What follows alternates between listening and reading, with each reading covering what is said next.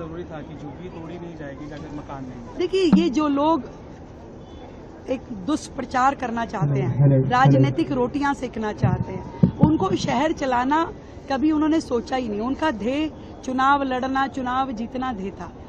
एक देश की राजधानी, उसको कैसे चलाना है, हर वर्ग के लोग जहां हैं, सबकी सुविधाओं का ध्यान रखते हुए, टैक्स पेयर का पैसा आ रहा है, किस पूरे शहर की सुविधाओं में लगना है, प्रशासन चलना है, फिर कभी दिल्ली बाढ़ में ना झुलस जाए, फिर दिल्ली प्यासी ना मरे, फिर दिल्ली गंदगी में ना रहे, फिर पहाड़ खत्म करने हैं, नदी साफ करनी है।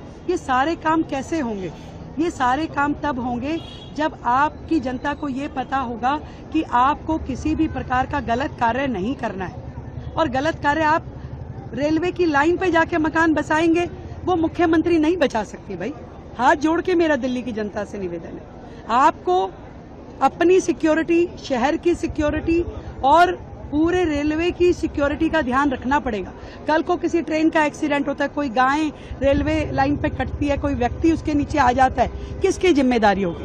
एक तरफ हम मकान देने की बातें कर रहे हैं, हम मकान दें और उसके बाद भी लोग उसी झुग्गी को पकड़ के बैठे तो कैसे चलेगा? मकान अगर मिल गया जिस व्यक्ति को, उसे झुग्गी छोड़नी पड़ेगी।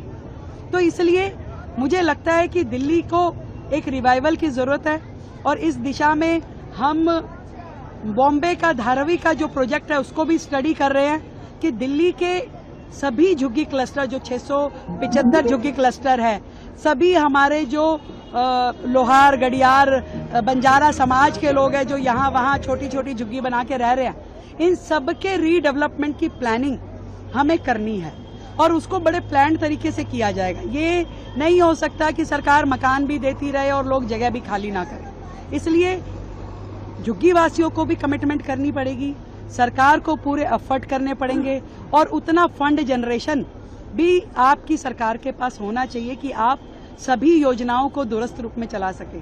तो मैं केवल आज इतना कह सकती हूँ, किसी भी झुग्गी वासी जो यहाँ का परमानेंट निवासी है, सालों से यहाँ रह रहा है, उसके साथ अन्याय हम नहीं होने देंगे।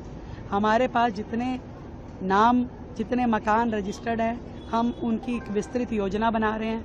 जो पिछली सरकारों ने सालों साल 50,000 फ्लैट बनने हुए पड़े रहे, सालों से झुग्गी वासियों ने पैसे जमा करा रखे थे पिछली सरकारों के बाद, उसके बाद भी उन्होंने उन्हें मकान नहीं दिए। आज हम उन मकानों को दोबारा से खड़ा करने के लिए हजारों करोड़ रुपए खर्च करने की योजना बना रहे हैं कि उन फ्लैटों को ठीक करें, उनको दें, उनको सपुर्द करें उन झुग्गी वासियों को। इस सब योजना पे काम चल रहा है। तो तोड़ना हमारा ध्येय नहीं है, बसाना और सुव्यवस्थित तरीके से बसाना हमारी मंशा है।